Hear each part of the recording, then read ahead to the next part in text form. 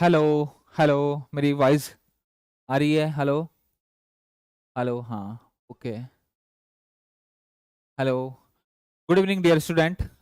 हमारा एमसीक्यू का सेशन चल रहा था बच्चों, कल हम ले नहीं पाए और थोड़ा सा टाइमिंग भी बच्चों 10 दिन का थोड़ा सा इशू ये इसलिए रहेगा बच्चों, टाइमिंग चेंज का थोड़ा सा इसलिए है क्योंकि अभी जो है डिप्लोमा जेई की जो डेट आ गई है, डिप्लोमा की जेई डेट आ गई है, तो थोड़ा सा स्टूडियो जो है उस दौरान जो है थोड़ा सा बिजी हो गया था बच्चों, एकदम जो है डेट आ गई है।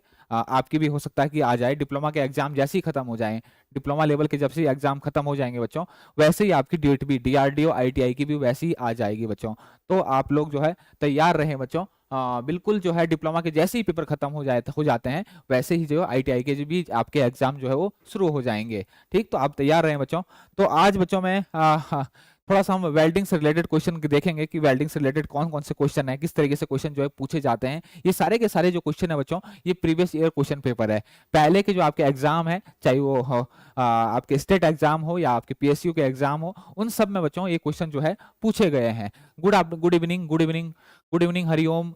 समीक्षा, अब 4 बजे क्यों? थोड़ा सा मैंने आपको बोला था, थोड़ा सा कष्ट के लिए खेद है, थोड़ा सा मैंने आपको बोला था टाइमिंग का जरा इशू हो गया था। एडमिट कार्ड आईटीआई नहीं आया, अभी नहीं आया, अभी तो रिजेक्शन लिस्ट भी नहीं आई है, अभी रिजेक्शन लिस्ट भी नहीं आई है। तो अभी थोड़ा सा हो सकता है कि थोड़ा सा आपका बेटा जैसे ही डिप्लोमा का एग्जाम आपके खत्म होते हैं, वैसे ही आपके जो है आपकी डेट शीट जो आ जाएगी। आप तैयार रहें। अभी शुरू में जो है अभी 12 तारीख से जो है आपके डिप्लोमा के जो है आपके एग्जाम जो है शुरू हो रहे हैं, आपके डीआरडीओ वाले। जैसे इनके एग्जाम खत्म होते हैं, जैसे सेंटर फ्री होते हैं, वैसे ही आपकी एग्जाम डेट जो है बच्चों आ जाएगी। तो हम मान के ये चलो बच्चों कि 15 दिन के बाद जो है आपकी डेट जो है कभी भी आ सकती है। 15-20 दिन के बाद, 20 दिन कम से कम मानो, 20 दिन के बाद कभी भी आ सकती है बच्चों। ठीक, तो ज्यादा टाइम वेस्ट ना करते हुए बच्चों हम शुरुआत करते हैं। आज वेल्डिंग से रिलेटेड क्वेश्चन लेके आए हैं हम, वेल्डिंग से रिलेटेड क्वेश्चन लेके आए हैं। तो थोड़ा सा बच्चों देखना, एसी को डीसी में परिवर्तन करने के लिए किस विद्युत उपकरण साधन को किस नाम से जाना जाता है? एसी, अगर बच्चों, हाँ, एसी अल्टरनेटिंग करंट को डायरेक्ट करंट में अगर परिवर्तन करना है तो वेल्डिंग में जब हम वेल्डिंग करते हैं बच्चों, वहां पर एसी भी यूज करते हैं, डीसी भी यूज करते हैं। लेकिन अगर एसी को डीसी में प्रयुक्त करके हमें आपका जो क्या कहते हैं यूज करना है, आपको डीसी वेल्डिंग करनी है, तो हम किस चीज का प्रयोग करेंगे बच्चों? तो किस चीज का प्रयोग करेंगे? आपने ज्यादातर ने मैक्सिमम लोगों ने जो बच्चों आंसर दे दिए हैं रेक्टिफायर। मैक्सिमम लोगों ने आंसर जो दे दिया है वो क्या है? आपका रेक्टिफायर। तो हम एसी से डीसी में प्रयुक्त करने के लिए जो डिवाइस यूज करते हैं बच्चों, जो उपकरण यूज करते हैं, उसका नाम क्या है? उसका नाम है बच्चों रेक्टिफायर। ठीक, उसका नाम क्या है आपका? रेक्टिफायर। आगे हम बढ़ते हैं बच्चों। क्वेश्चन है, निम्नलिखित में से कौन सी वेल्डिंग प्रक्रिया कार्बन डाइऑक्साइड का प्रयोग करती है? निम्नलिखित में से कौन सी वेल्डिंग प्रक्रिया कार्बन डाइऑक्साइड का प्रयोग करती है? GTAW होती है गैस टंगस्टन आर्क वेल्डिंग। ऐसे क्या होती है? Submerge arc welding. और SML2 है, सॉरी,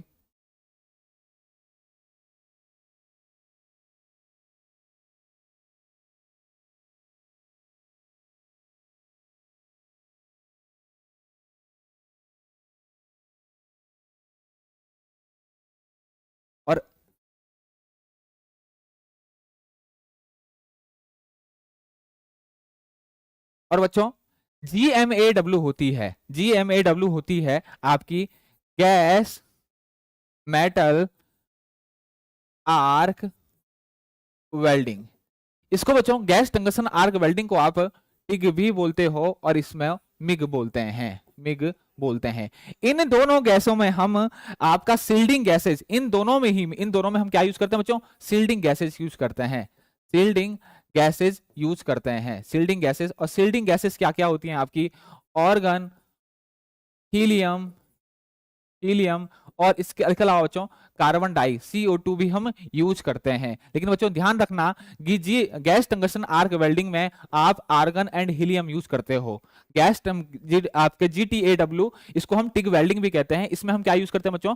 आर्गन एंड हीलियम। लेकिन गैस मेटल आर्क वेल्डिंग जो होती है बच्चों, गैस मेटल आर्क वेल्डिंग जो होती है, वहां पर सील्डिंग गैस के लिए प्लस प्लस कार्बन डाइऑक्साइड भी यूज करते हैं, या फिर ऑर्गन और आपका CO2 का मिक्सचर भी यूज करते हैं, या फिर मैं कहूं हीलियम और CO2 का मिक्सचर भी यूज करते हैं। इसके अलावा बच्चों आपका ऑर्गन प्लस हीलियम का मिक्सचर भी यूज करते हैं। तो आप ध्यान रखना, आप किसमें हम यूज करते हैं बच्चों, गैस मेटल आर्क वेल्डिंग, जिसको हम क्या बोलते हैं बच्चों, मिग वेल्डिंग भी कहते हैं। इसमें हम क्या करते हैं, इसमें हम क्या यूज करते हैं, इसमें हम कार्बन डाइऑक्साइड गैस का यूज करते हैं। तो ऑप्शन जो डी जो है आपका क्या हो जाएगा बच्चों, राइट आंसर हो जाएगा। क्या हो जाएगा, क्या हो गया ये, ऑप्शन डी जो है बच्चों क्या हो जाएगा आपका, राइट आंसर हो जाएगा। ऑप्शन डी राइट आंसर हो जाएगा। आगे बढ़ते हैं बच्चों। रिड्यूसिंग फीदर इज क्या है, इन ऑक्सीडाइज, रिड्यूसिंग फीदर कहां पर बनता है, in oxidising flame, in both in neutral oxidising flame, in neutral flame और इन कार्बोराइजिंग फ्लेम। तो कहां पर बनता है बच्चों, जल्दी से बताइए, जल्दी से बताइए। और रिड्यूसिंग फीदर को हम इंटरमीडिएट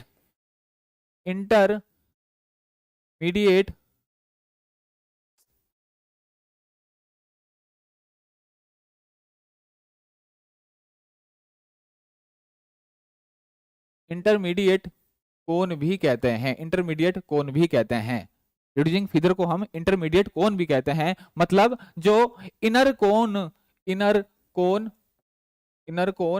और आउटर कोन के बीच में बनता है, तो बच्चों बताना रिड्यूसिंग फीदर जो है किसमें बनता है, ऑक्सीडाइजिंग फ्लेम में बनता है, न्यूट्रल ऑक्सीडाइजिंग दोनों में बनता है, इन न्यूट्रल फ्लेम में बनता है, या फिर कार्बोराइजिंग फ्लेम में बनता है। ऑप्शन डी समीक्षा डी, हरिओम शर्मा डी, अरविंद पटेल कह रहे हैं डी। तो कार्बोराइजिंग फ्लेम, या फिर इसको कार्बोराइजिंग फ्लेम को बच्चों इसको हम रिड्यूसिंग फ्लेम भी कहते हैं। इसका दूसरा नाम जो है वो क्या है, रिड्यूसिंग फ्लेम। पूछा जा सकता है आपको, कार्बोराइजिंग का किस फ्लेम को, इनमें से निम्नलिखित में से किस फ्लेम को रिड्यूसिंग फ्लेम कहा जाता है। ऑप्शन में दे सकता है neutral flame, oxidising flame, carburising flame, none of this. तो आंसर जो हो जाएगा बच्चों क्या होगा आपका, कार्बोराइजिंग फ्लेम। क्लियर हो गया। ठीक, आगे हम बढ़ते हैं बच्चों, neutral flame is used for welding. Neutral flame किसकी वेल्डिंग के लिए यूज किया जाता है, जल्दी से बताइए बच्चों, जल्दी से बताइए, बहुत इंपॉर्टेंट क्वेश्चन है। Neutral flame is used for, किसके लिए यूज किया जाता है, न्यूट्रल फ्लेम किसके लिए यूज किया जाता है बच्चों, जल्दी से बताइए। न्यूट्रल फ्लेम किसके लिए यूज की जाती है, न्यूट्रल फ्लेम सबसे ज्यादा, न्यूट्रल फ्लेम जो है कॉमनली यूज्ड फ्लेम है, सबसे ज्यादा कॉमनली यूज्ड फ्लेम है, सबसे ज्यादा इसी फ्लेम का यूज किया जाता है, न्यूट्रल फ्लेम। बच्चों स्टील हो आपका या फिर आपके कास्ट आयरन हो, हमेशा ध्यान रखना बच्चों, ये सारे के सारे, अरविंद पटेल कह रहे हैं ए, हरिओम शर्मा कह रहे हैं ए, समीक्षा कह रही हैं डी, ए, अवनीश राठौर कह रहे हैं ए। बिल्कुल सही है बच्चों, बिल्कुल सही है, सभी लोगों का आंसर बिल्कुल सही है। स्टील और कास्ट आयरन को अगर मुझे वेल्ड करना है बच्चों, स्टील और कास्ट आयरन को अगर मुझे वेल्ड करना है तो हम कौन सी यूज करते हैं बच्चों, न्यूट्रल फ्लेम का यूज करते हैं। क्लियर हो गया। और कास्ट आयरन में भी बच्चों, कास्ट आयरन में भी आप हमेशा ध्यान रखना, कास्ट आयरन को हो वैसे हम वेल्ड नहीं करते, लेकिन कास्ट आयरन अगर व्हाइट कास्ट आयरन हो तो व्हाइट कास्ट की जो वेल्डेबिलिटी है वो 0 है, मतलब व्हाइट कास्ट आयरन को वेल्ड करना संभव नहीं है। लेकिन इसके अलावा अगर ग्रे कास्ट आयरन है उसको अगर हमें वेल्ड करना है तो हम किस फ्लेम से कर सकते हैं, हम न्यूट्रल फ्लेम से कर सकते हैं। इसके अलावा बच्चों कास्ट आयरन को वेल्ड करने की कुछ विधियां होती हैं, इसमें क्या होती है, प्री हीटिंग और पोस्ट हीटिंग होती है, कि आपको जब वेल्ड करना है उससे पहले भी आपको हीट करना है और वेल्ड करने के बाद भी आपको हीट करना है, मतलब उसका हीट ट्रीटमेंट करना है, तभी जो आपका वेल्ड है वहां पर स्टेबल हो पाएगा। अदरवाइज क्या होगा, कास्ट आयरन बहुत ज्यादा क्या होता है, ब्रिटल होता है, कार्बन की परसेंटेज उसमें ज्यादा होती है, तो क्या होगा जब हम वेल्ड करते हैं बच्चों उस दौरान क्या होगा, वेल्ड अगर हो भी गया तो एकदम क्या हो जाएगा, वो क्रैक हो गया, तो उसके लिए कुछ हीट ट्रीटमेंट प्रोसेस हम करते हैं। तो इसलिए स्टील तो बच्चों सबसे ज्यादा जो हम यूज करते हैं, हम किसके लिए यूज करते हैं, स्टील के लिए न्यूट्रल फ्लेम यूज करते हैं। क्लियर हो गया, क्लियर हो गया। ठीक, स्टील और कास्ट आयरन क्लियर हो गया बच्चों। आगे आगे हम बढ़ते हैं बच्चों।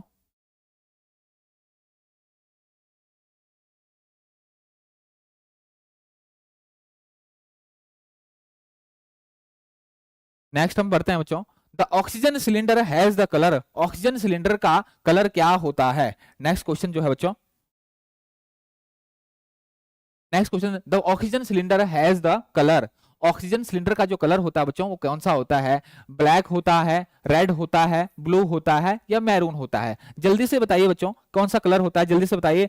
मोहित परमार कह रहे हैं सर अभी आप कौन सा टॉपिक बता रहे हो? डियर, अभी जो मैं आपको आज एमसीक्यू करा रहा हूं बच्चों, वो बेल्डिंग से रिलेटेड करा रहा हूं। किससे रिलेटेड करा रहा हूं? बेल्डिंग से रिलेटेड आपके एमसीक्यू करा रहा हूं। ठीक, तो अभी जो डीआरडीओ का जब तक एग्जाम नहीं हो जाता बच्चों, तब तक मैं क्या कर रहा हूं? एमसीक्यू की क्लास ले रहा हूं, जो सीरीज लेके आ रहा हूं। उसके बाद जो है बच्चों मैं थोड़ा टॉपिक शुरू करूंगा, क्योंकि टाइम हमारे पास जो है बहुत कम है।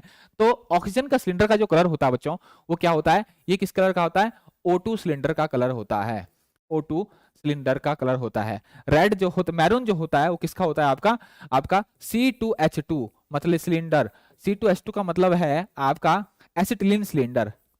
एसिटिलीन सिलेंडर, एसिटिलीन जो सिलेंडर होता है उसका जो कलर होता है वो किस कलर का होता है बच्चों? आपका मैरून होता है। अच्छा, इसमें दो चीज दी हुई बच्चों, एक ऑप्शन में रेड भी है और ब्लू भी है।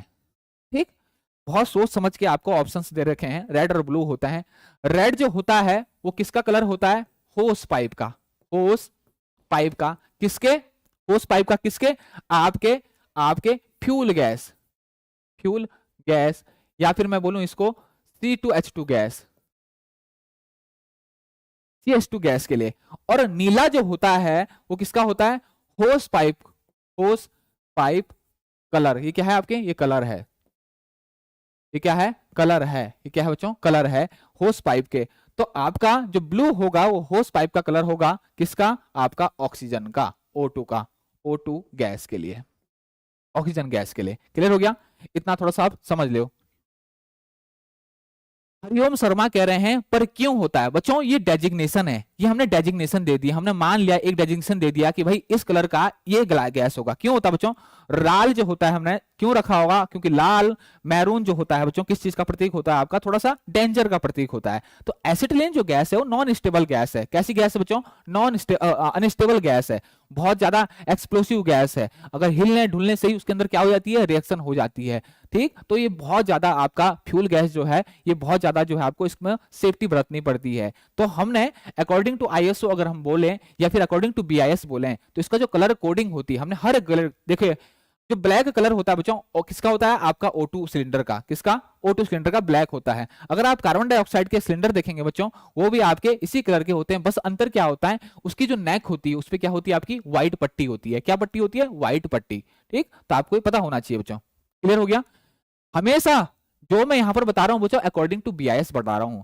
आपके मैक्सिमम हो सकता है कि कुछ बुकों में आपके गलत भी आप पढ़ो, लेकिन अकॉर्डिंग टू बीआईएस, बीआईएस के अकॉर्डिंग बच्चों क्या होता है? आपका जो ऑक्सीजन का सिलेंडर का जो कलर होता है वो काला होता है, लेकिन ऑक्सीजन के होस पाइप का जो कलर होगा वो कैसा होगा बच्चों? वो नीला होगा हमेशा। सिलेंडर का कलर कैसा होगा? ऑक्सीजन के ब्लैक, लेकिन होस पाइप का कलर कैसा होगा? ब्लू। होस पाइप का ब्लू होगा। वैसे ही बच्चों जो आपका एसिटिलीन का सिलेंडर है उसका कलर मैरून होगा, लेकिन उसका जो पाइप होगा वो किस कलर का होगा? आपका रेड कलर का होगा। क्लियर हो गया? क्लियर हो गया बच्चों? क्लियर हो गया? ठीक, आगे हम बढ़ते हैं बच्चों, आगे हम इसमें बढ़ते हैं, आगे हम इसमें बढ़ते हैं।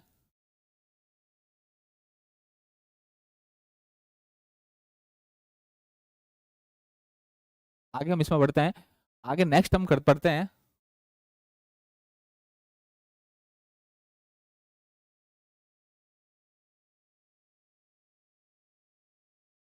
आगे हम बढ़ते हैं इसमें, ऐसे ही कर लेते हैं, इसमें थोड़ी सी प्रॉब्लम आती है। नेक्स्ट जो आपका है बच्चों पांचवा नेक्स्ट क्वेश्चन जो रहता है आपका, नेक्स्ट क्वेश्चन क्या है आपका? In carburising flame occurs, carburising flame में जो है, कार्बोराइजिंग जो फ्लेम होती है अकर्स, प्राथमिक ज्वाला में कितने कोण होते हैं बच्चों? 3 कोण होते हैं, 2 कोण होते हैं या फिर 1 कोण होते हैं? क्या कितने कोण होते हैं बच्चों? कार्बोराइजिंग फ्लेम में आपका कितने कोण होते हैं? कितने कोण होते हैं? तो कार्बोराइजिंग फ्लेम में कितने कोण होते हैं बच्चों? कार्बोराइजिंग फ्लेम में देखो बच्चों, जनरली न्यूट्रल फ्लेम की अगर मैं बात करूं,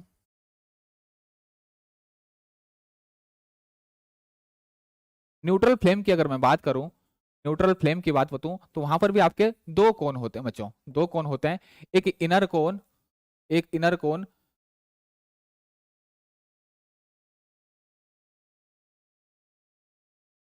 एक होता है बच्चों इनर कोण, एक होता है इनर और एक होता है आउटर, एक होता है आउटर। इनर कोण जो होता है कैसा होता है? आपका छोटा होता है, और आउटर कोन जो होता है वो कैसा होता है आपका, बड़ा होता है। मैक्सिमम टेम्परेचर जो होता है, मैक्सिमम टेम्परेचर जो कहां पर होता है, मैक्सिमम जो टेम्परेचर होता है कहां पर होता है, इनर कोन में। कभी आपसे क्वेश्चन पूछा भी जा सकता है, कभी आपसे क्वेश्चन पूछा जा सकता है कि आपके जो फ्लेम होती है, जो आपकी फ्लेम होती है, आपकी ज्वाला होती है, जिसका यूज आप वेल्डिंग के लिए किया जाता है, उसमें जो मैक्सिमम टेम्परेचर जो होता है वो कहां पर होता है। तो बच्चों आप हमेशा ध्यान रखना वो होता है इनर कोन पे। क्लियर होगी। और आउटर कोन जो आपका बड़ा होता है।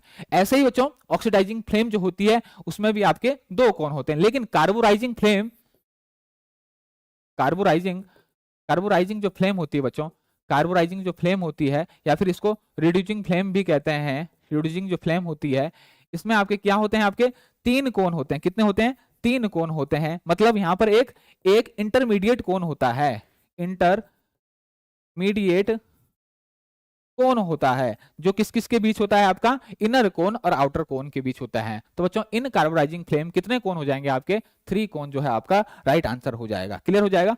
राइट आंसर जो आपका कितना हो जाएगा, 3 कोन हो जाएगा। आगे बढ़ते हैं बच्चों। Which substance welding there is no use of flux. इस आपकी मेटल के लिए यहाँ पर जो वेल्डिंग के लिए जो है फ्लक्स यूज नहीं किया जाता। जल्दी से बताइए बच्चों, जल्दी से बताइए, जल्दी से बताइए किस सब्सटेंस की वेल्डिंग के लिए जो है आपका यूज नहीं किया जाता है।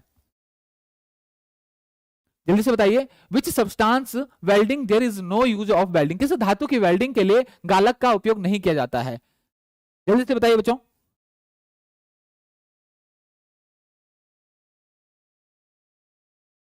बच्चों रेशियो, कोई रेशियो पूछ रहा है यहाँ पर, रेशियो। न्यूट्रल फ्लेम जो होगा बच्चों, न्यूट्रल फ्लेम जो होता है, न्यूट्रल फ्लेम, न्यूट्रल फ्लेम जो होता है वहां पर रेशियो जो होता है 1:1। क्या होता है आपका, 1:1। और इतना भी मैं आपको बता दूं, मतलब प्रैक्टिकली ये पॉसिबल नहीं होता है, प्रैक्टिकली ये पॉसिबल नहीं होता है कि रेशियो जो है बिल्कुल 1:1 रखा जाए, ठीक। लेकिन 1:1 जो है वो रखा जाता है गैस से, गैस से जब हम मान नाप के उसको जो है 1:1 रख देते हैं। लेकिन प्रैक्टिकली जो है बिल्कुल, अगर मैं कहूं प्रैक्टिकली बिल्कुल प्योर 100% जो है वो न्यूट्रल फ्लेम जो होती है वो पॉसिबल नहीं होती, या फिर बहुत डिफिकल्ट होती है। तो आपका जो रेशियो होता है बच्चों वो न्यूट्रल फ्लेम में कितना होता है, 1:1। और आपका अगर मैं बात करूं रिड्यूसिंग फ्लेम में, वहां पर C2H2 का जो रेशियो होता है वो थोड़ा सा ज्यादा होता है। किससे, आपका न्यूट्रल फ्लेम से, उसके ऑक्सीजन से। और ऑक्सीडाइजिंग की अगर बात करूं बच्चों, ऑक्सीडाइजिंग की अगर मैं बात करूं तो वहां पर ऑक्सीजन का रेशियो जो है आपका बढ़ जाता है, रिड्यूसिंग का आपका क्या कहते हैं, और एसिटिलीन का जो है थोड़ा सा कम रखा जाता है। ये बेटा अगर हम डीप में जाएं, अगर आप मेरे लेक्चर देखेंगे वेल्डिंग के लिए, अगर आपको बहुत डीप से अगर वेल्डिंग को अगर पढ़ना है, कितना टेम्परेचर होता है बच्चों, कितना आपका प्रेशर होता है गैस का, कौन सा कलर होता है, इसके अलावा बच्चों आपकी जो आपकी इलेक्ट्रोड होती है उसका डेजिग्नेशन, ये तमाम सारी चीजें जो बच्चों आपको डिटेल्स में अगर जाननी है तो यूट्यूब पे हमें प्लेलिस्ट में आप वेल्डिंग वाला पोर्शन खोलना बच्चों, उसमें आप सारी की सारी जो आपके टॉपिक्स हैं, सारे के सारे जो आपके क्लासेस हैं, उसमें आपसे डिटेल्स में वेल्डिंग मैंने कवर की गई है, ठीक। यहाँ पर अगर मैं किसी चीज के अंदर डीप चला जाऊंगा बच्चों तो बाद की चीजें जो है वो छिट जाएगी। क्लियर हो गया। Which substance of welding there is no use. बच्चों देखिए ब्रॉन्ज की भी वेल्डिंग की जाती है, आसान। कार्बन स्टील की तो हम कराते हैं, ब्रास पीतल की भी करते हैं, जनरली ब्रेजिंग हम करते हैं। क्लियर हो गया। कास्ट आयरन की जो वेल्डिंग मैं अगर बात करूं, इसकी वेल्डिंग करना मुश्किल होता है। क्या होता है आपका, मुश्किल होता है। या मैं कहूं या मैं सिंपल इसके लिए एक वर्ड अगर यूज करूं बच्चों, एक टेक्निकल टर्म्स अगर यूज करूं, तो इसकी वेल्डेबिलिटी जो होती है कैसी होती है, बहुत पुअर होती है। वेल्डेबिलिटी जो इसकी क्या होती है, वेल्डेबिलिटी जो होती है वो क्या होती है आपकी, इसकी पुअर होती है। मतलब कास्ट आयरन में परसेंटेज ऑफ कार्बन जो होता है आपका 2 से ज्यादा होता है बच्चों, तो इसको वेल्डिंग करने के दौरान बहुत कठिनाई आती है। इसीलिए आपने जनरली सुना नहीं होगा कास्ट आयरन की हमने ज्यादातर वेल्डिंग जो है नहीं करते हैं। किसी जब हमें कभी करनी भी पड़ती है तो उसके लिए जो है कास्ट आयरन को वेल्ड करने के लिए जो है एक प्रोसेस होती है कि भाई उसकी जो है पहले हम क्या करेंगे, प्री हीटिंग करेंगे, उसके बाद वेल्डिंग करने के बाद उसकी पोस्ट हीटिंग करेंगे। मतलब जिस दो एडजेसेंट सरफेस को कास्ट आयरन की अगर मेरे को वेल्ड करना है, उसको पहले मैं क्या करूंगा, प्री हीट करूंगा, उन दोनों पार्ट्स को, उन दोनों एजेस को पहले मैं हीट करूंगा, उसके बाद मैं वेल्डिंग करूंगा। और वेल्डिंग भी कौन सी यूज करता हूं, तो कास्ट आयरन की वेल्डिंग के लिए कौन सी वेल्डिंग प्रिफेयर करता हूं, गैस वेल्डिंग। कौन सी करता हूं बच्चों, गैस वेल्डिंग प्रिफेयर करता हूं, ठीक। अगर मुझे वेल्डिंग करनी है कास्ट आयरन की, कभी कभी ये क्वेश्चन पूछा भी जाता है बच्चों। तो कास्ट आयरन की वेल्डिंग जो करना है मुश्किल होता है, बहुत कम हम कास्ट आयरन की वेल्डिंग करते हैं। लेकिन और जनरली व्हाइट कास्ट आयरन की अगर आपसे बात पूछा जाए कि निम्नलिखित में से, अगर क्वेश्चन कब से ऐसा पूछा जाए कि निम्नलिखित में से किसकी वेल्डिंग जो है संभव नहीं है, grey cast iron, white cast iron, या फिर दो ऑप्शन आपके स्टील दे सकता है या नन ऑफ दीज, तो हमेशा ध्यान रखना बच्चों व्हाइट कास्ट आयरन जो होता है उसकी वेल्डिंग करना जो है असंभव, उसका संभव नहीं है। क्लियर हो गया। जनरली जो हम कास्ट आयरन की वेल्डिंग करते हैं ग्रे कास्ट आयरन जो है, सॉफ्ट कास्ट आयरन जो है, इनकी हम वेल्डिंग करते हैं। इतनी बात क्लियर होगी। तो राइट आंसर जो हो जाएगा बच्चों क्या हो जाएगा आपका, कास्ट आयरन हो जाएगा। कास्ट आयरन की जब हम वेल्डिंग करते हैं तो यहां पर किसी फ्लक्स का यूज नहीं करते हैं। क्लियर हो गया। नेक्स्ट है, और welding transformer is use to change, welding transformer किसके लिए यूज होता है? समीक्षा कह रही है सर प्री हीटिंग को समझाओ। बच्चों प्री हीटिंग और पोस्ट हीटिंग क्या होता है? मैंने आपको बोला कास्ट आयरन की, कास्ट आयरन जो होता है इसकी वेल्डिंग करना जो है, कास्ट आयरन जो वेल्डिंग असंभव होता है। क्यों क्यों होता है? क्योंकि इसमें परसेंटेज ऑफ कार्बन जो है बहुत ज्यादा होता है बच्चों। जब हम इसको, वो पहले ही बहुत ज्यादा ब्रिटल है, बहुत ज्यादा ब्रिटल है बच्चों, तो उसको जब हम वेल्ड करना है या फिर उसका वेल्ड ज्वाइंट अगर बनाना है तो इसके लिए हीट ट्रीटमेंट करते हैं, हीट ट्रीटमेंट करते हैं। हीट ट्रीटमेंट करके बाद ही वहां पर जो ज्वाइंट होगा वो स्टेबल रह पाएगा वहां पर। ठीक, तो इसके लिए हम प्री हीटिंग, प्री हीटिंग मतलब वेल्डिंग करने से पहले जिन दो पार्ट्स को मैंने वेल्ड करना है उनको हीट करता हूं। अभी मैंने वेल्ड नहीं किया लेकिन उससे पहले अपनी फ्लेम से हीट करूंगा, अपनी फ्लेम से हीट करूंगा। उसके बाद जब मैं दोनों को वेल्ड कर दूंगा, वेल्ड करने के बाद जब वहां पर ज्वाइंट कर दूंगा उसके बाद भी मैं उसको क्या करूंगा, उसके बाद उसको भी हीट करूंगा, ऊपर जो है हीट करूंगा। किसके? आउटर कोन से। जनरली बच्चों देखो आउटर फ्लेम जो होती है, आउटर फ्लेम जो होती है, आउटर फ्लेम कभी भी कभी कोई आपसे पूछा जा सकता है कि प्री हीटिंग के लिए कौन सी फ्लेम यूज होती है, कौन सा कोन यूज होता है? तो प्री हीटिंग के लिए आउटर कोन यूज करते हो आप। कौन सा यूज करते हो? आउटर कोन। कोन होता है ना, सबसे ज्यादा मैक्सिमम टेम्परेचर किसमें होता है? इनर कोन में। अंदर वाला कोन जो है, ज्वाला का जो अंदर वाला कोन होता है उसमें बहुत ज्यादा हीट होती है। सबसे मैक्सिमम टेम्परेचर जो आप फ्लेम का टेम्परेचर जो पढ़ते हो बच्चों, वो कौन सा टेम्परेचर होता है? इनर कोन का।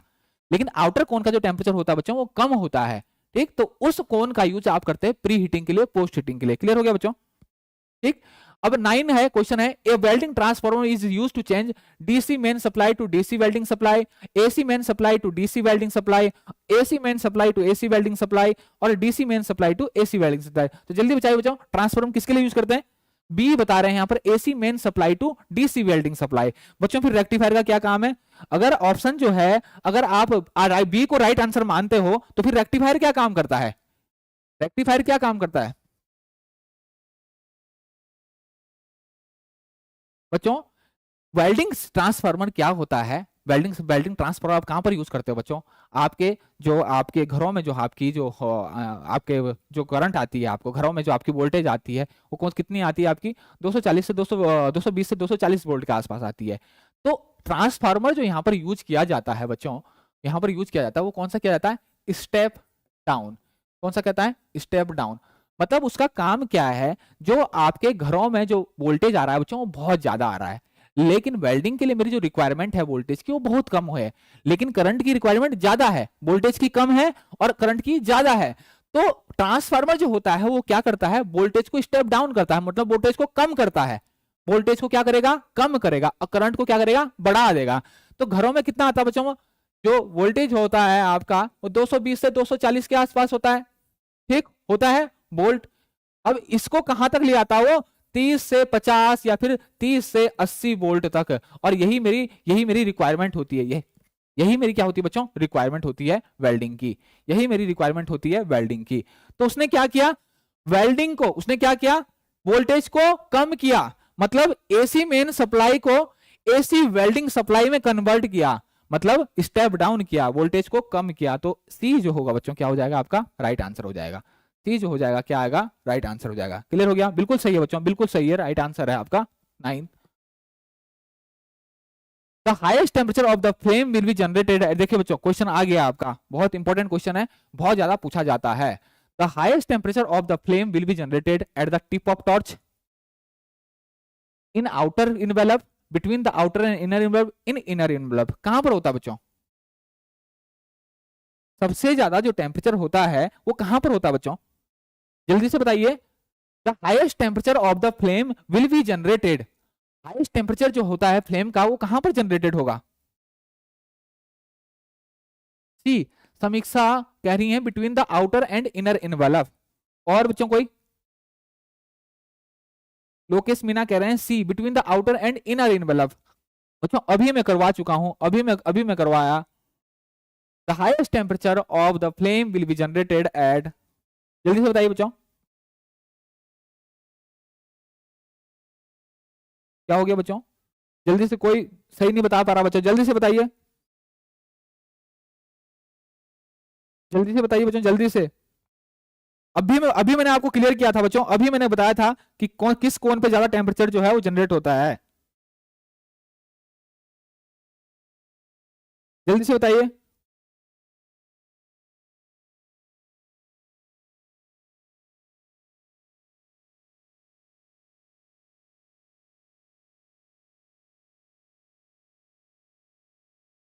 जल्दी से। समीक्षा ए, अमरेज। अब थोड़ा सा सही आ रहे हैं बच्चों, अब थोड़ा सा सही आ रहे हैं। द कलर,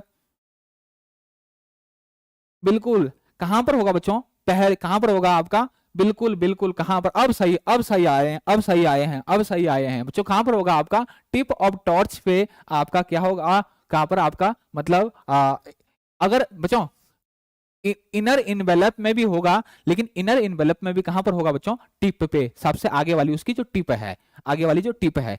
इनर इनवेलप में भी कहां पर होगा? टिप ऑफ द टॉर्च पे, टिप की, टॉर्च के टिप पे। क्लियर हो गया बच्चों? राइट आंसर हो जाएगा, बिल्कुल सही है बच्चों। ठीक, इनर कोन में भी कहां पर हो जाएगा? आपका टिप ऑफ कोन या फिर आपका टॉर्च। क्लियर हो गया? आगे बढ़ते हैं बच्चों। जैसे जैसे आर्क की लंबाई बढ़ती है, ऑपरेटिंग वोल्टेज क्या होगा बच्चों? जल्दी से बताइए। जैसे जैसे आर्क की बेटा वोल्टेज, आर्क की लंबाई जैसे जैसे बढ़ेगी, आर्क की लंबाई बढ़ेगी तो ऑपरेटिंग वोल्टेज क्या होगा? ऑपरेटिंग वोल्टेज बढ़ेगा या घटेगा? जल्दी से बताइए बच्चों। देखो, दो वोल्टेज बच्चों काम करते हैं यहां पर। एक होता है ओपन, एक होता है बच्चों वेल्डिंग में। वेल्डिंग जब इलेक्ट्रिक आर्क वेल्डिंग जब हम करते हैं बच्चों, तो दो टाइप के वोल्टेज होते हैं। एक होता है ओपन सर्किट वोल्टेज, जिसको कहते हैं बच्चों ओ सी बी। और एक होता है आपका शॉर्ट सर्किट वोल्टेज, वोल्टेज, ठीक, उसको बोलते हैं बच्चों S C V. Open circuit voltage क्या है बच्चों? ओपन सर्किट क्या है? ओपन सर्किट वोल्टेज किसे कहते हैं बच्चों? जो वोल्टेज मुझे ट्रांसफार्मर के बाद मिला है, जो वोल्टेज मुझे ट्रांसफार्मर लगाने के बाद मिला है, उसको ओपन सर्किट वोल्टेज कर बोलते हैं। अब अभी तक देखो, अभी तक मैंने जो है अपनी जो क्या कहते हैं इलेक्ट्रोड है, वो वर्कपीस पे टच नहीं की। वर्कपीस पे टच नहीं की का मतलब अभी आर्क जनरेट नहीं किया। लेकिन जैसे ही मैं आर्क जनरेट करने की कोशिश करूंगा, वैसे ही क्या होगा? शॉर्ट सर्किट होगा और वोल्टेज जो है और डाउन हो जाएगा, और डाउन हो जाएगा। उसको कहते हैं बच्चों short circuit voltage. Open circuit voltage कौन सा है? जो वोल्टेज मुझे ट्रांसफार्मर के बाद मिला।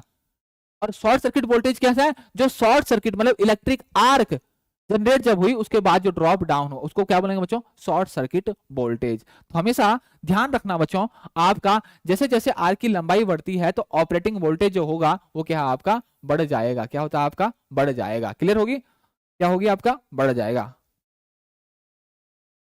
नेक्स्ट क्वेश्चन में आते हैं बच्चों। वेल्डिंग में ट्रांसफार्मर का प्रयोग सप्लाई करने के लिए किया जाता है क्या? कम वेल्डिंग करंट, कम वेल्डिंग वोल्टेज, इसका बताइए था। अधिक वेल्डिंग वोल्टेज और अधिक वेल्डिंग करंट, जल्दी से बताइए।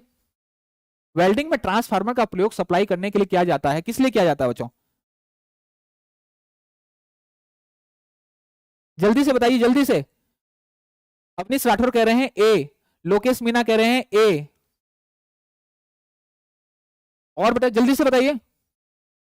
ट्रांसफार्मर, ट्रांसफार्मर जो होता है, ट्रांसफार्मर होता है वो क्या करता है बच्चों?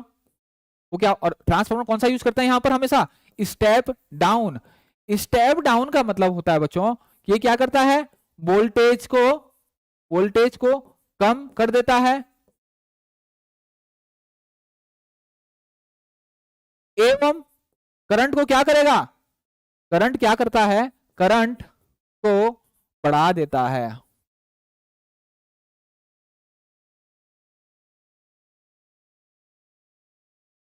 तो क्या करेगा, वोल्टेज को कम कर देगा और अधिक वेल्डिंग करंट हमको देगा। क्लियर हो गया। तो इसका राइट आंसर जो होगा बच्चों क्या होगा, हमेशा ध्यान रखना, वेल्डिंग जो ट्रांसफार्मर होता है बच्चों, वेल्डिंग जो ट्रांसफार्मर होता है वो क्या करता है, वेल्डिंग जो ट्रांसफार्मर होता है वो क्या करता है, वो आपका जो वेल्डिंग करंट होता है, जो आपका वेल्डिंग करंट होता है उसको बढ़ा देता है, और जो वोल्टेज होता है उसको क्या कर देता है बच्चों, उसको कम कर देता है। इतना आप हमेशा ध्यान रखेंगे, और ये बहुत इंपॉर्टेंट क्वेश्चन है बच्चों, जल्दी अक्सर जो है पूछा जाता है, अक्सर जो है पूछा जाता है।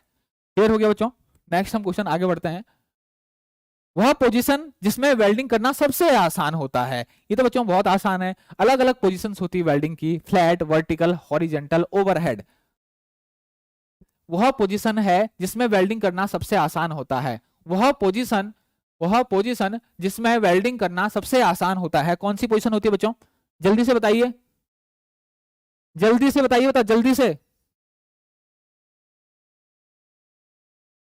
ए समीक्षा ए, विशाल प्रजापति ए, तमन्ना विश्वकर्मा टी, राम मोहन ए, सचिन रॉय ए, अवनीश राठौर ए, अरविंद पटेल ए।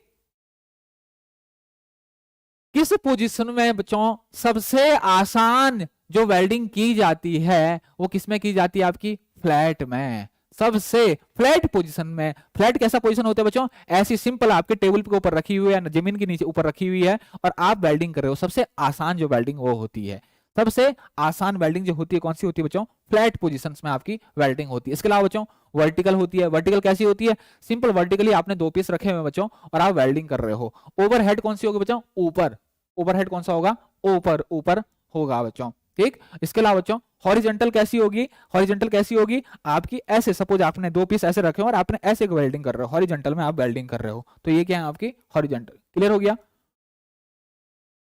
आगे हम बढ़ते हैं बच्चों। The depth of fusion of weld is known as, कितना अंदर तक आपका जब आप वेल्डिंग कर रहे हो बच्चों, कितने अंदर आपका वेल्ड जो है वो फ्यूज हुआ, कितना अंदर जो है अंदर तक मेटल जो है वो फ्यूज हुआ, इलेक्ट्रिक आर्क या गैस फ्लेम ने कितना अंदर तक आपका मेटल गला दिया है या फ्यूज कर दिया है, उसको क्या बोलेंगे बच्चों, उसको क्या बोलेंगे, जल्दी बताइए, अच्छा क्वेश्चन है। The depth of fusion of weld is known as, और बार बार हम उस चीज का जिक्र करते हैं, बार बार हम उस चीज का जिक्र करते हैं, द डेप्थ, कितना अंदर तक मेरा मेटल जो है फ्यूज हुआ, ठीक। सपोज ये मेरा वेल्ड ज्वाइंट है, कितना अंदर तक जो है मेरा मेटल गला, कितना अंदर तक, ठीक। तो उसको मैं क्या कहूंगा, 14 का ए, क्या बोलते हैं बच्चों, 14 का ए एसएससी जेनिट वाला कह रहे हैं बी, विशाल प्रजापति कह रहे हैं ए राम मोहन कह रहे हैं ए। बच्चों हमेशा ध्यान रखना, जब आप वेल्डिंग इलेक्ट्रोड से, इलेक्ट्रिक आर्क के माध्यम से या फिर गैस फ्लेम के माध्यम से जब भी आप वेल्ड कर रहा हो, तो कितना अंदर तक जो है आपका मेटल जो है बच्चों वो फ्यूज हुआ, गला, उसको हम क्या बोलते हैं, उसको बोलते हैं बच्चों पेनिट्रेशन। क्या बोलते हैं, पेनिट्रेशन। आप समझ गए होंगे इसको क्या कहते हैं हम, पेनिट्रेशन। क्लियर। तो ए जो हो जाओ इसका बच्चों राइट आंसर हो जाएगा। इन टिग वेल्डिंग, इन टिग वेल्डिंग, और जब भी बच्चों टिग आए ना तो आपको पता होना चाहिए कि इसका दूसरा नाम GTAW भी है, हमेशा ध्यान रखोगे। और जो मिग वेल्डिंग होती है, मिग वेल्डिंग होती है, इसका मेटल गैस आर्क MGAW है। GTA का मतलब गैस टंगस्टन आर्क वेल्डिंग, और मिग का दूसरा नाम है बच्चों metal gas arc welding. Clear होगा, metal gas MGAW GTAW। Clear हो गया बच्चों, क्लियर हो गया। तो इसमें पूछ रहा है in TIG welding which gas is use for shielding purpose, oxygen का यूज करते हैं, एसिटिलीन का यूज करते हैं, ऑर्गन का यूज करते हैं, या हाइड्रोजन गैस का यूज करते हैं, किसका करते हैं बच्चों, ठीक।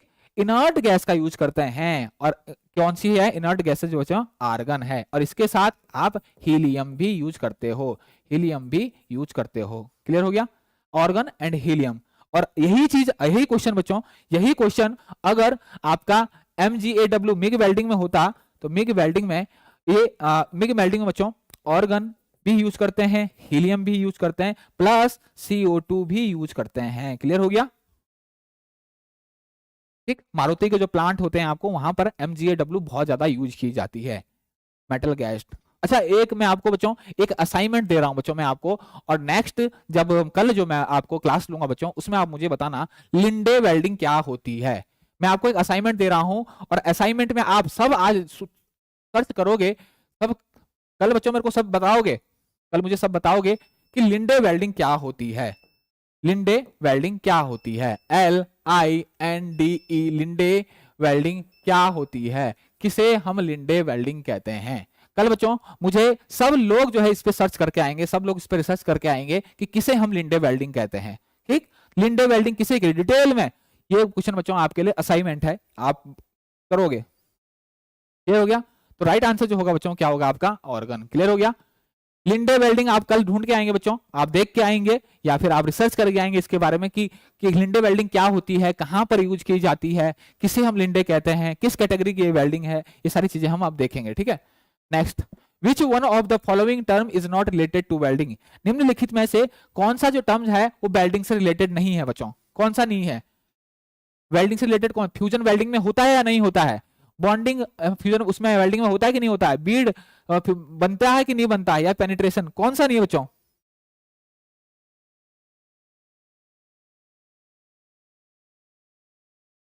विच one of the following term is not related to welding, जल्दी से बताइए बच्चों। समीक्षा कह रही हैं बी, और बच्चों जल्दी से बताइए बच्चों, जल्दी से। लिंडे वेल्डिंग पाइपों पर की जाती है, इसमें कार्बोराइजिंग फिल्म का उपयोग होता है।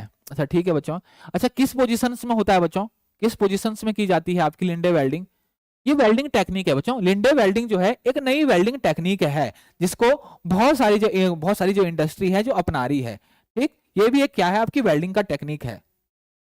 बी बी बी, ठीक है बच्चों सही आंसर है आपका बी। क्या है आपका बी, देखो फ्यूजन भी आपका किसमें होता है, आपका वेल्डिंग होता है।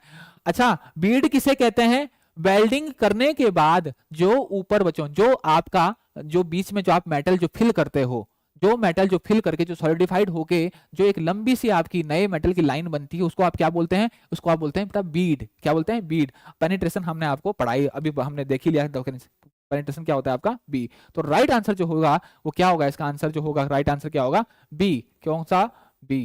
क्लियर हो गया, बी जो होता है बॉन्डिंग जो है वो वेल्डिंग से रिलेटेड नहीं है।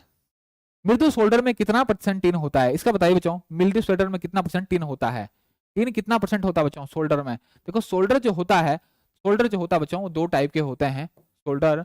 एक होता है, अगर जनरली कॉमनली एक कॉमन जो बताएं, एक होता है आपका सॉफ्ट सोल्डर बच्चों, सॉफ्ट सोल्डर, और एक होता है आपका हार्ड सोल्डर, हार्ड सोल्डर। ठीक, सॉफ्ट सोल्डर जो जल्दी बना होता है वो किसका बना होता है, टिन और लेड का, टिन और लेड का। और हार्ड सोल्डर जो बना होता है आपका जनरली कॉपर और जिंक का। इसके अलावा बच्चों और भी चीजें होती है, इसके अलावा हार्ड सोल्डर में और भी चीजें मिलाई जाती हैं। ठीक, इसको सिल्वर सोल्डर भी कहा जाता है, हार्ड सोल्डर को सिल्वर सोल्डर भी कहा जाता है। इसके अलावा इसको स्पेल्टर भी कहा जाता है, स्पेल्टर भी कहा जाता है। ठीक, और इसका एक और नाम है कि ये ब्रेजिंग का फ्लक्स है, ये क्या है आपका ब्रेजिंग का फ्लक्स है। तो बहुत सारे नामों से यहाँ इतना हम नहीं जाएंगे, हमारे काम का केवल अभी सॉफ्ट सोल्डर है। तो टिन और लेड, लेड की परसेंटेज जो है बच्चों कम होती है आपकी, और टिन की क्या होगी आपकी ज्यादा होती है। तो सॉफ्ट सोल्डर जो जनरल पर्पज यूज के लिए हम यूज किया जाता है वो कितना आता है, टिन जो होगा बच्चों कितना होता है आपका 63, और आपका जो क्या कहते हैं लेड होता है वो कितना होगा आपका, जो बचा हुआ परसेंटेज होता है वो किस चीज का होता है आपका, लेड का होगा। क्यों, कितना 30%, 37%। 63 63 63, सब आंसर बिल्कुल बच्चों सही है। क्लियर हो गया, सही आंसर। हार्ड सोल्डर में कॉपर जिंक इसके अलावा भी बहुत सारी आपकी चीजें होकर मिलके आपकी क्या बनती है, आपके हार्ड सोल्डर बनता है। क्लियर हो गया। The type of current employed during an arc welding, कौन से करंट की यूज की, the type of current employed during arc welding में कौन से करंट की यूज किया जाता है बच्चों, जल्दी से बताइए, जल्दी से बताइए बच्चों। आर्क वेल्डिंग में, आर्क वेल्डिंग में, आर्क वेल्डिंग में किस करंट का यूज किया जाता है बच्चों, जल्दी से बताइए। आर्क वेल्डिंग में किस करंट का यूज किया जाता है। बिल्कुल बिल्कुल राम मोहन बिल्कुल सही कह रहे हो बच्चों, 63%। नेक्स्ट क्वेश्चन पे आ जाओ। The type of current employed during an arc welding process में कौन सा करंट का यूज किया जाता है।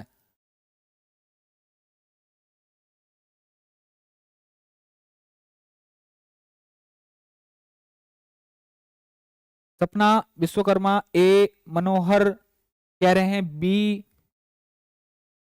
एसएससी जनित कह रहे हैं, जनित वाला कह रहे हैं बी, मनोहर राणा कह रहे हैं B,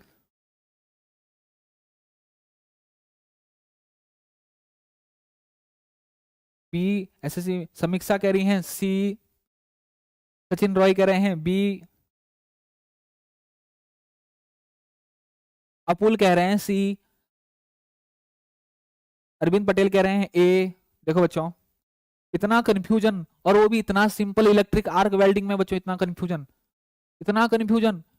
electric electric arc welding में ये दो टाइप की होती है बच्चों। इलेक्ट्रिक आर्क वेल्डिंग दो टाइप की होती है, एक होती है एसी वेल्डिंग और एक होती है डीसी वेल्डिंग। क्लियर हो गया? एसी वेल्डिंग में हम एसी करंट यूज करते हैं और डीसी वेल्डिंग में बच्चों हम क्या करते हैं यूज, डीसी करंट यूज करते हैं, डीसी करंट यूज करते हैं। तो क्वेश्चन क्या पूछ रहा है, the type of current employed during arc welding. साहब आर्क वेल्डिंग में तो हम दोनों के दोनों यूज करते हैं, एसी करंट भी यूज करते हैं और डीसी भी यूज करते हैं। तो राइट आंसर क्या हो जाएगा, आइदर अल्टरनेटिंग और आपका डायरेक्ट करंट, एसी या फिर आपका डीसी। तो दोनों ही आप क्या यूज करेंगे बच्चों, दोनों यूज करते हैं। क्लियर हो गया? तो दोनों यूज करते हैं। ठीक, अब एसी को अगर डीसी में कन्वर्ट करना है तो उसके लिए रेक्टिफायर का यूज करते हैं हम, लेकिन करंट जो है हम दोनों यूज करते हैं। तो राइट आंसर क्या हो जाएगा बच्चों, सी जो है इसका राइट आंसर हो जाएगा। क्लियर हो गया बच्चों?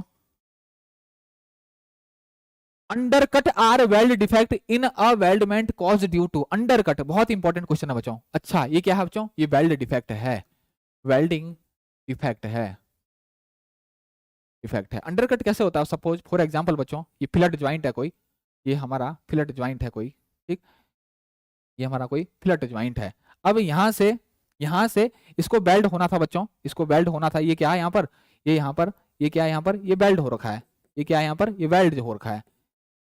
ये क्या है आपका वेल्डिंग जोन है, वेल्डिंग जोन है। लेकिन लेकिन क्या हुआ बच्चों, लेकिन क्या हुआ यहां पर,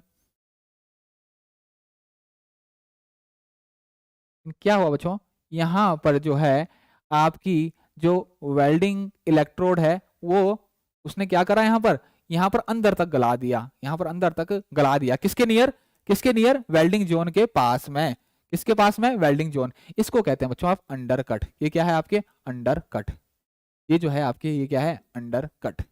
और ये अंडर कट क्यों कब लगता है, जब बच्चों आपका आंसर आ रहा है, आंसर आ रहा है विशाल प्रजापति कह रहे हैं D, to high voltage. SSC जिनते वाला कह रहे हैं ए, और समीक्षा कह रही है बी, अनिकेत कह रहे हैं बी। बच्चों ये कंडीशन तब होगी जब बहुत हाई करंट होगा, बहुत ज्यादा हाई करंट होगा। जब बहुत ज्यादा हाई करंट होगा तो क्या होगा, अगर आपकी जो टॉर्क उस वेल्डिंग इलेक्ट्रोड है उसकी पोजीशन अगर करेक्ट ना रही, थोड़ा सा भी इधर उधर हुई बच्चों, वहां पर क्या हो जाएगा, गड्ढा हो जाएगा। इसी को कहते हैं बच्चों अंडर कट, इसी को कहते हैं अंडर कट। ये कब होगा, जब आपका बहुत ज्यादा वेल्डिंग करंट हो जाएगा, एक्सेसिव वेल्डिंग करंट। इसको नोट कर लो बच्चों, अंडर कट जो होता है वो क्यों होता है, कब होता है आपका, जब एक्सेसिव क्या होता है आपका वेल्डिंग करंट होता है। क्लियर हो गया बच्चों? एक्सेसिव वेल्डिंग करंट होने पे क्या होता है आपका ये वेल्डिंग वो अंडर कट होता है, वेल्डिंग डिफेक्ट है। क्लियर हो गया बच्चों? ठीक है बच्चों, बिल्कुल सही है, बिल्कुल बी राम मोहन बिल्कुल सही कह रहे हैं बच्चों, बिल्कुल सही। ठीक, नेक्स्ट हम आगे बढ़ते हैं बच्चों।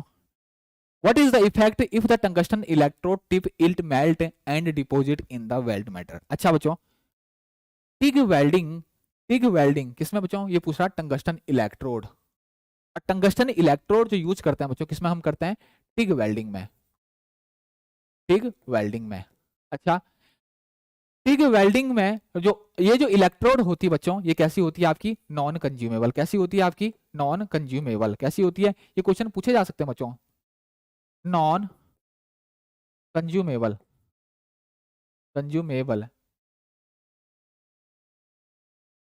Non consumable, non consumable. Clear हो गया?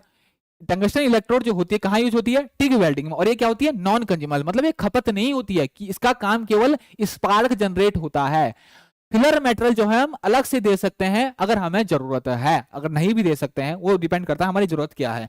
तो हमेशा ध्यान रखना बच्चों, टंगस्टन इलेक्ट्रोड जब बनाई जाती है तो इसमें थोड़ा सा जिरकोनियम मिलाया जाता है, थोड़ा सा जिरकोनियम मिलाया जाता है। क्या मिलाया जाता है? जिरकोनियम मिलाया जाता है। जिरकोनियम मिलाया जाता है, थोड़ा सा जिरकोनियम टंगस्टन में मिलाया जाता है। किस लिए क्यों मिलाया जाता है? मेल्टिंग पॉइंट बढ़ाने के लिए।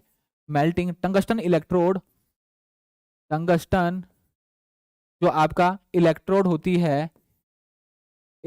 होती है उसका मेल्टिंग पॉइंट बढ़ाने के लिए। मेल्टिंग पॉइंट बढ़ेगा तो आपकी अगर हाई टेम्परेचर जनरेट हो गया आपकी टिप पे, वेल्डिंग इलेक्ट्रोड की टिप पे, तो आपकी जो इलेक्ट्रोड है बच्चों वो नीचे से गलेगी नहीं। अगर वो गल गई तो क्या हो जाएगा बच्चों? पुअर पेनिट्रेशन होगा, क्रैक होगा, या कंटामिनेशन ऑफ वेल्ड होगा, मेटल होगा। भाई उसमें जो है वेल्ड मेटल में क्या होगा? वो मिल जाएगा। वेल्ड मेटल में क्या हो जाएगा? मिल जाएगा। अगर वो गल गया तो राइट आंसर जो क्या हो जाएगा बच्चों? वो हो जाएगा contamination of weld metal. Crack कैसे हो जाएगा बच्चों? ठीक, टिप मेल्ट हो रही है, टिप मेल्ट हो जाएगी तो क्या हो जाएगी? आपका वेल्ड मेटल के साथ जो है मिक्स हो जाएगा आपका। क्लियर हो गया? तो राइट आंसर जो हो जाएगा बच्चों क्या होगा आपका? कॉन्टामिनेशन इन वेल्ड मेटल। इसीलिए इसी कारणवश से, ताकि जो है आपका जो टिप है वो मेल्ट ना हो, इसीलिए आपकी टंगस्टन इलेक्ट्रोड जो होती है वो किससे बनाई जाती है? उसमें थोड़ा परसेंट आपका जिरकोनियम मिलाया जाता है। क्या मिलाया जाता है? जिरकोनियम। जिरकोनियम मिलाने से क्या होता है बच्चों? जो टंगस्टन आपकी इलेक्ट्रोड होती है उसका जो मेल्टिंग पॉइंट होता है वो बढ़ जाता है, और वो बहुत ज्यादा से ज्यादा टेम्परेचर जो है वो सहन कर सकता है, वियर कर सकता है, गलता नहीं। क्लियर हो गया बच्चों? क्लियर हो गया? क्लियर हो गया? ठीक, आगे हम बढ़ते हैं बच्चों, आगे हम बढ़ते हैं। इन spot welding process the size of nugget क्या है आपका? Size of weld spot. Nugget किसको कहते हैं? स्पॉट वेल्ड को नगेट कहा जाता है, वो नगेट कहा जाता है। स्पॉट वेल्डिंग से जो वेल्डिंग आपकी होती है, जितने जितने पोर्शन पे आपकी वेल्डिंग होती है, इस तरीके से आपकी वेल्डिंग होती है, इस तरीके से आपकी वेल्डिंग होती है, इस तरीके से। इसको क्या कहते हैं बच्चों? इसको क्या कहते हैं आपको? इसको कहते हैं आपका नगेट। को कहते हैं आपका नगेट। क्या कहते हैं? नगेट। तो पूछ रहा है कि the size of nugget is controlled by time, current, pressure and electrode contact area. तो हमेशा ध्यान रखना बच्चों, ये जो डिपेंड करता है, किस पे डिपेंड करता है? आपका जो इलेक्ट्रोड है उसके कांटेक्ट एरिया पे डिपेंड करता है। कितना एरिया जो है उसका कांटेक्ट हो रहा है उस पे आपका डिपेंड करता है। तो आंसर क्या हो जाएगा बच्चों? आपका डी आंसर हो जाएगा, इलेक्ट्रोड कांटेक्ट एरिया। ये बच्चों ध्यान रखना, कभी कभी पूछ लेता है, हर जगह पूछ सकता है बच्चों। मैंने कहा ना 5% जो होता है आपके क्वेश्चन जो पूछे जाते हैं वो मिसलेनियस होते हैं। वो बच्चों आपके हो सकता है कि आपसे ट्रेड से रिलेटेड ना हो, आपके ट्रेड से थोड़ा सा बाहर हो।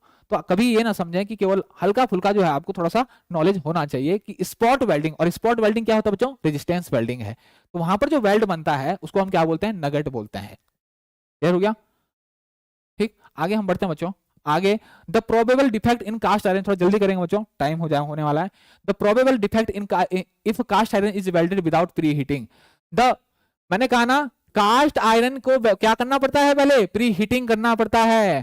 कास्ट आयरन जो है वो क्या है बच्चों? बहुत ज्यादा ब्रिटल है। क्यों? क्योंकि कार्बन की जो परसेंटेज है, कार्बन परसेंटेज जो है वो क्या है? वो है क्या है आपकी? ज्यादा है। अगर हम उसको प्री हीटिंग नहीं करेंगे बच्चों, क्या होगा? क्या हो जाएगा? मैंने क्या कहा आपको? प्री हीटिंग नहीं करेंगे तो वेल्ड होते ही वो क्या हो जाएगा? तुरंत क्या हो जाएगा? आपका क्रैक हो जाएगा। क्या हो जाएगा? आपका क्रैक हो जाएगा। तो अगर आप प्री हीटिंग नहीं करोगे कास्ट आयरन की वेल्डिंग करने से पहले, तो क्या आ जाएंगे? उसमें एकदम दरारें आ जाएगी। क्लियर हो गया? इन gas tungsten arc welding the shape of the tip of tungsten electrode use for welding of aluminium is कैसा आपका होता है? कैसा होता है? इन gas tungsten arc welding the shape of the tip shape की, टंगस्टन आर्क की जो आपकी शेप ऑफ टंगस्टन इलेक्ट्रोड कैसा होता है बच्चों? पॉइंट होता है, एंड होता है, फ्लैट होता है, एंगुलर एंड होता है, या फिर स्पेरिकल एंड होता है। तो ध्यान रखना बच्चों, जो एंड होता है आपका कैसा होता है? आपका स्पेरिकल होता है। कैसा होता है? आपका स्पेरिकल होता है। एंड जो होता है आपका कैसा होता है? टंगस्टन जो इलेक्ट्रोड होती है, टिग इलेक्ट्रोड, टंगस्टन की जो इलेक्ट्रोड होती है उसकी जो टिप होती है वो कैसी होती है बच्चों? स्पेरिकल एंड राउंड, राउंड होती है, राउंड होती है। क्लियर हो गया? Brass is gas welded using, brass किससे बच्चों वेल्ड किया जाता है? जल्दी से बताइए। ब्रास की जो वेल्डिंग करनी है तो जल्दी से बताइए, जो किससे किससे किया जाता है? Oxidising flame, carburising flame, neutral flame, किससे? जल्दी से बताइए बच्चों, जल्दी से बताइए।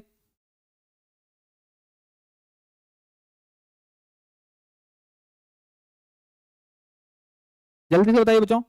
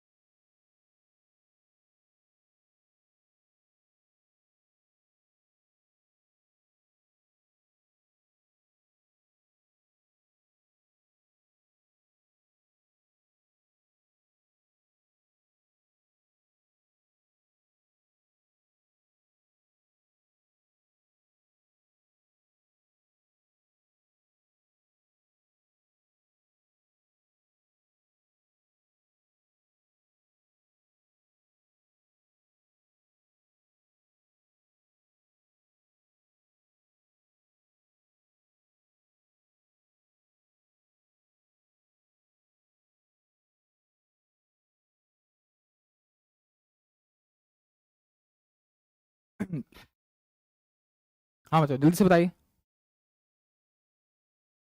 वेल्डेड बाय ऑक्सीडाइजिंग फ्लेम, बहुत सही बच्चों, बहुत सही, बहुत सही आंसर आ रहे हैं, बिल्कुल बिल्कुल बिल्कुल। ए बिल्कुल बिल्कुल। Brass and bronze welded by oxidising flame, और ए समीक्षा ए स्मार्ट, बिल्कुल ए। तो बच्चों ध्यान रखना, ब्रास जो होता है आपका, ब्रास जो होता है, गैस जो ब्रास जो होता है वो किससे आपका वेल्ड किया जाता है? ब्रास जो होता है वो किससे आपका, ब्रास ब्रॉन्ज जो होता है हमेशा किससे? ऑक्सीडाइजिंग फ्लेम से आपका। गोल्ड, गोल्ड पूछा जाए आपसे, ये सारे के सारे ब्रास ब्रॉन्ज गोल्ड ये सारे किससे होता है आपका? ऑक्सीडाइजिंग फ्लेम से। क्लियर हो गया? आगे बढ़ते हैं बच्चों। In arc welding penetration is minimum for, in arc welding penetration is, सबसे कम पेनिट्रेशन किसके लिए होता है बच्चों आर्क वेल्डिंग में? In arc welding penetration is minimum for, किसके लिए होता है? DC electrode positive, DC electrode negative, AC, या फिर इलेक्ट्रोड। इलेक्ट्रोड अगर आपकी पॉजिटिव होगी बच्चों, इलेक्ट्रोड आपकी अगर पॉजिटिव होगी तो आपका जो क्या होगा? इलेक्ट्रोड अगर पॉजिटिव होगी तो ज्यादा हीट कहां पर जनरेट होगी आपकी? इलेक्ट्रोड पे ज्यादा जनरेट, जो चीज पॉजिटिव होती है वहां पर ज्यादा हीट जनरेट होती है। इलेक्ट्रोड पॉजिटिव है तो इलेक्ट्रोड पे ज्यादा हीट जनरेट होगी। वर्कपीस अगर पॉजिटिव होता है तो वर्कपीस पे हीट ज्यादा जनरेट होती है। तो ये पूछ रहा है पेनिट्रेशन कब ज्यादा होगा? जब वर्कपीस पे हीट मिलेगी मेरे को। यहाँ पर हीट किसको मिल रही है? इलेक्ट्रोड को। तो आंसर क्या हो जाएगा बच्चों आपका? ए आंसर हो जाएगा। क्लियर हो गया? आगे हम बढ़ते हैं बच्चों। विच of the following welding process is not generally employed for welding of plastic? Plastic के लिए कौन सी वेल्डिंग जो इनमें से नहीं की जाती है? अल्ट्रासोनिक भी की जाती है बच्चों, गैस वेल्डिंग भी की जाती है, टिग वेल्डिंग नहीं की जाती है। ठीक, फिर टिग वेल्डिंग नहीं की जाती, फिक्शन वेल्डिंग भी की जाती है। तो राइट आंसर जो होगा वो क्या होगा आपका? TIG welding. टिग वेल्डिंग केवल मेटल के लिए ही होती है बच्चों, इसलिए आपकी मेटल के लिए ही होती है। क्लियर हो गया? आगे हम बढ़ते हैं। The word laser is an एनोमेना, लेजर की फुल फॉर्म पूछा बच्चा, लेजर की फुल फॉर्म होती है light application by stimulated emission of radiation. इसकी कभी कभी पूछ लेता है, जनरल नॉलेज का भी क्वेश्चन है। लेजर आपकी जो यूज करते हैं आप, लेजर वेल्डिंग यूज करते हो, ठीक, लेजर बीम मशीनिंग भी होता है। तो लेजर की जो फुल फॉर्म होती है वो light application by stimulated emission of radiation होती है। क्लियर हो गया? Next question, flux use in submerged arc welding is in the form of, submerge arc एक वेल्डिंग होती है बच्चों जिसमें जो फ्लक्स होता है वो दानेदार यूज होता है। सबमर्ज आर्क वेल्डिंग में दानेदार फ्लक्स यूज करते हैं, दानेदार, दानेदार फ्लक्स, दानेदार क्या करते हैं? फ्लक्स, ग्रेनुलर फ्लक्स इसको कहते हैं, ग्रेनुलर, ग्रेनुलर फ्लक्स यूज करते हैं। ठीक, तो हमेशा कैसा यूज करेंगे बच्चों? दानेदार। बहुत इंपॉर्टेंट क्वेश्चन है, बहुत पूछा जाता है, वेल्डर में बहुत ज्यादा आपसे क्वेश्चन पूछा जाता है कि सबमर्ज आर्क वेल्डिंग जो होती है, लास्ट क्वेश्चन है बच्चों, in which of the following resistance welding a large number of weld can be carried out simultaneously? किसमें आपका in which of the following resistance welding large number of weld can be carried out simultaneously, किसमें आपके किया जा सकता है? जल्दी से बताइए बच्चों। In which of the following resistance welding a large number of weld can be carried out simultaneously? सबसे ज्यादा जो वेल्डिंग आपकी की जा सकती है किसमें की जा सकती है बच्चों? जल्दी से बताइए बच्चों, जल्दी से बताइए। सीम वेल्डिंग, ये क्या है आपकी, सारी की सारी जो है आपकी क्या है, आपकी ये रेजिस्टेंस वेल्डिंग है।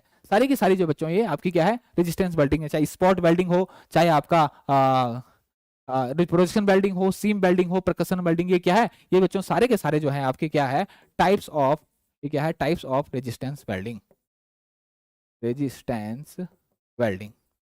ठीक। तो निम्नलिखित प्रतिरोध वेल्डरों में से किस बड़ी संख्या में वेल्डों को एक साथ किया जा सकता है, जल्दी बताइए बच्चों।